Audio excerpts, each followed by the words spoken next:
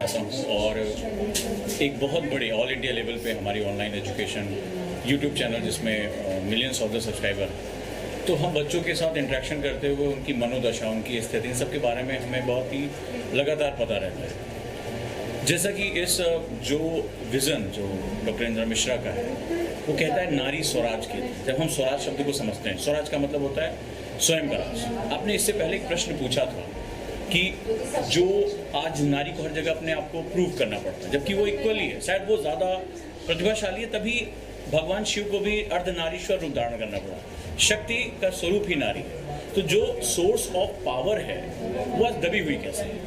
बड़ा खूबसूरत नाम रखा है स्वराज। स्वराज का मतलब होता है कि मेरे स्वयं का राज। और आज पैट्रियार्की यानी पितृसत्ता उस नारी के ऊपर ही तो है।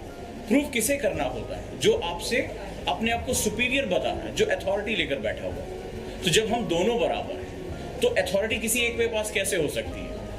और जहां जहां नारी को मौका मिला है उसने अपने आप को प्रूव किया है। आप कहीं रिजल्ट देखिए, आप चाहे बोर्ड के एग्जाम देखिए, कुछ भी आप देखिए, उसको जहां मौका मिला है उसने आपको प्रूव किया। आप खुद देखिए अपने आप को कि आप पत्रकारिता में कितना बेहतरीन कर रही हैं। लेकिन सवाल ये है कि उसको स्वराज की अनुभूति कैसे होगी, वो कहाँ तक पहुँचेगी? सवाल सबसे बड़ा हमारे ही, अगर हम अतीत में जाते हैं तो हनुमान को कहा गया बड़े पवन पुत्र, बहुत शक्तिशाली, लेकिन उनको भी अपनी शक्ति का भान नहीं था। तो जामवंत आते हैं और उनको उनकी शक्ति के बारे में बताते हैं, यानी नारी के अंदर वो शक्ति इनहेरिट है।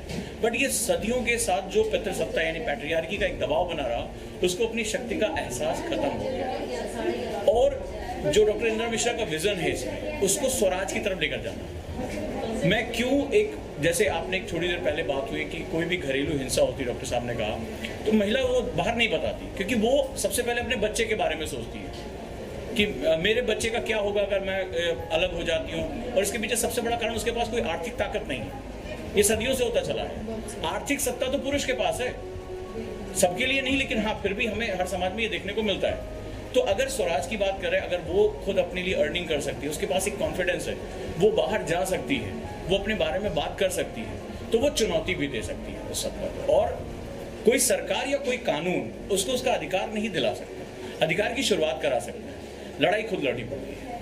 और कई बार जो आप कहती है कि हमें प्रूव करना पड़ता है, तो देखिए सीधी सी बात है, जब किसी सत्ता को आप चैलेंज करते हैं तो संघर्ष होता ही होता है। पैट्रियार्की सालों से यहाँ पर जो है वो माइंडसेट को तैयार कर रही है। यहाँ मामला माइंड का नहीं, माइंडसेट का हो जाता है। और आपने खुद भी देखा होगा, कई समाजों में ऐसा होता है कि महिलाएं मान लेती हैं कि वो कमतर है। तो डॉक्टर इंद्रा मिश्रा का जो संघर्ष है वो ये है कि मानने नहीं दूंगी तुम। और एजुकेशन के थ्रू हम वहाँ पर जा सकते हैं, हम बता सकते हैं। और मुझे लगा कि हम दोनों के कॉज एक जैसे हैं, कि मानने नहीं देंगे कि तुम कमतर हो, तुम बराबर हो। एक बार तुम्हें अपनी शक्ति का एहसास हो गया, स्वराज तो तुम खुद ही हासिल कर लोगे। और जब स्वराज तुम्हारा होगा तो फिर पितृसत्ता तो अपने आप ही खत्म हो जाएगी, पैट्रियार्की अपने आप ही खत्म हो जाएगी। तभी हम इक्वलिटी की बात कर पाएंगे। मेरा एक विजन रहा है, चूंकि हम एजुकेशन के साथ जुड़े रहे हैं, डिजिटली काफ़ी इनहेंस हैं। कोविड-19 में हमने दीदी के आशीर्वाद की वजह से हज़ारों की संख्या में वुमेन्स को, लड़कियों को फ्री एजुकेशन दिया। और उन्होंने इस चीज़ को रिकॉग्नाइज किया। आज यूट्यूब पे मेरी घंटों की क्लासेस हैं, हमारे ऐप पे घंटों की क्लासेस हैं।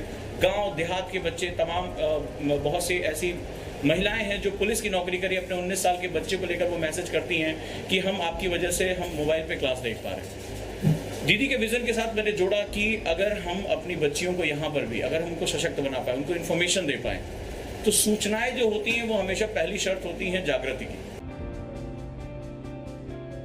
बहुत से बच्चों ने मुझसे कहा, तो नियरली अगस्त जो आपका सेकेंड वीक होगा, वहां से मैं इसको शुरू कर रहा हूं, जो है आंसर राइटिंग कोर्सेज।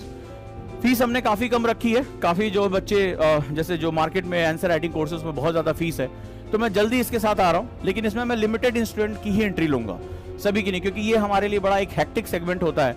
तो मैं बहुत सीमित छात्रों को अपने साथ आंसर राइटिंग प्रैक्टिस में लेकर चलूंगा और उनको फनलिंग सिखाऊंगा। फनलिंग सीखने के बाद तो फिर आप हायर लेवल पे जो है वो जा सकते हैं। और इसमें सभी बच्चे, उनको लगेगा कि अभी हमने बेसिक पढ़ा है, अभी हम कॉन्सेप्टर में हैं। आंसर राइटिंग प्रैक्टिस अच्छा खासा समय लेती है, बहुत समय लेती है। और आप अभी अपने पैरेलल्स के साथ लेकर चलोगे, यानी ऑप्शनल, जीएस। मैंने लास्ट टाइम बताया था कि हमारा दिल धड़कता है, तो हमारे आंसर राइटिंग हमारा हार्ट है, ठीक है। ये सभी चीज़ों के साथ जुड़ता है, तो उसके साथ जो है वो आप इसके साथ जुड़ सकते हैं।